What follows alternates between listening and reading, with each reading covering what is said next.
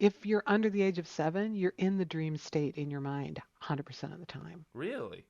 They're just like, you watch a kid walking around, they're like, what's that? Mm. What's that? I mean, they're kind of trying to figure out life and they're in that dream state much of the time.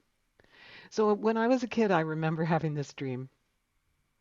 I was walking in this realistic place. It was raining. I lived in Seattle, so it was like a realistic scene in the dream, walking at the neighbor's house, which happened to be my aunt.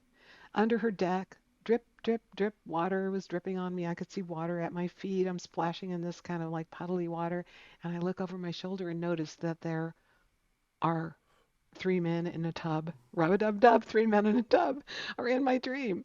But they're real men. They're not cartoons or they're not a book. Hmm. One of them is scrubbing his back and there's suds coming over the edge of this bucket. Another one's smoking a cigar. I don't remember what the third guy's doing, but the cigar smoking guy said to me, "Hey, little girl, come over here." And I said, "No." And in the dream, he said, "Yes, you have to." And in the dream, I put my hands on my hips and I said, "I don't have to do anything. This is my dream. And if I want to, I can just wake up." You said And that. yeah, and he said to me, "No, you can't," while smoking his cigar. And I said, "Watch." And in the dream, I squeezed my eyes shut really, really tight. And when I opened them, I was in my bed.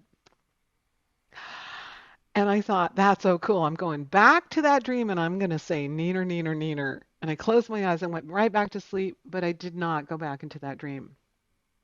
And then, life happened. Years went by and I started remembering and thinking about my dreams when I was probably in my 20s.